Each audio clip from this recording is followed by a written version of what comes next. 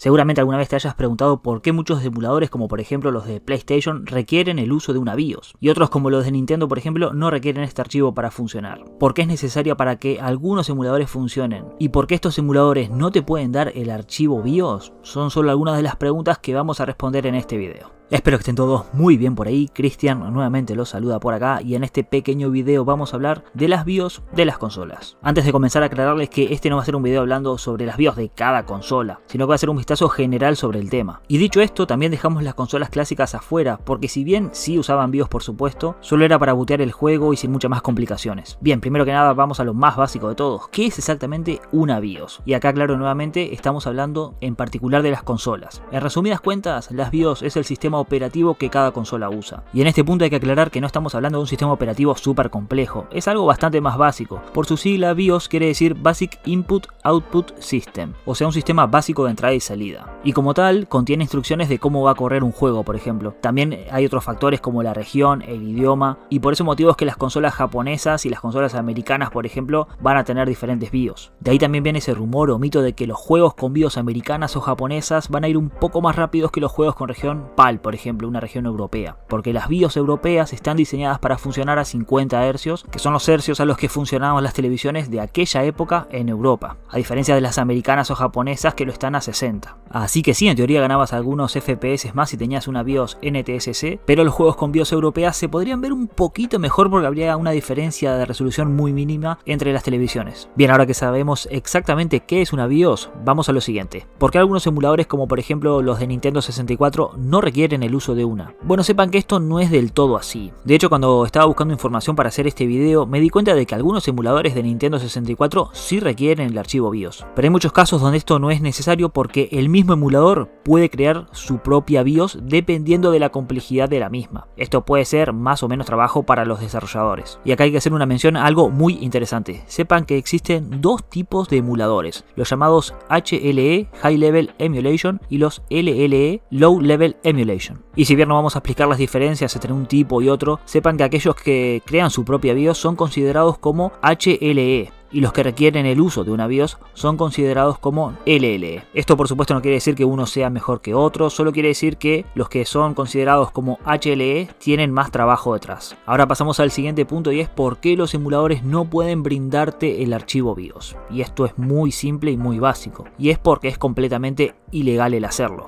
Es como compartir un juego o una película. La BIOS es propiedad intelectual de la empresa que está detrás de cada consola. En el video que hice de Sony versus emulación explico un caso muy particular que pasó con uno de los primeros emuladores de PlayStation 1. Les recomiendo que lo vean. Y si ustedes quieren tener su BIOS de forma legal, lo que tienen que hacer sería extraerla directamente de la consola mediante un proceso llamado dumpeo. Como dijimos al inicio, las BIOS han ido evolucionando junto al hardware. Al inicio solo tenían una información básica del hardware y servían esencialmente para lanzar los juegos. Con el paso del tiempo las cosas se han vuelto más complejas. En PlayStation 1, PlayStation 2 por ejemplo teníamos un pequeño sistema para poder gestionar nuestras partidas en las memory cards, también para ajustar la hora y demás cosas. Y en las consolas más recientes como por ejemplo PlayStation Vita, PlayStation 3 o la 360 ya contamos con un sistema operativo directamente. Y a esto ya no se le llama BIOS, a esto ya se le llama firmware. Y a diferencia de las BIOS, los firmwares pueden ser descargados directamente desde la web de los fabricantes. Obviamente que no están pensados para usar en los emuladores, sino que están por ahí por si tienen algún problema con la consola o necesitamos instalar el sistema nuevamente. El tema del firmware es un poco más extenso porque también tenemos los llamados custom firmwares, que como su palabra lo dice son firmwares modificados por la comunidad para tener unas funciones extra que no tendríamos por supuesto con las consolas con los firmwares oficiales. Pero bueno, ahí ya nos estamos yendo un poco de tema. Sepan que más o menos, a grosso modo y hablando en general, el firmware es por así llamarlo el nuevo BIOS. Espero haber aclarado un poco las dudas que tengan sobre este tema. Y si les interesa ver más videos de este estilo, déjenme las sugerencias que tengan en los comentarios. Y otra cosa muy importante, ya saben que si el contenido les gusta, lo pueden apoyar como siempre con su valiosísimo y poderosísimo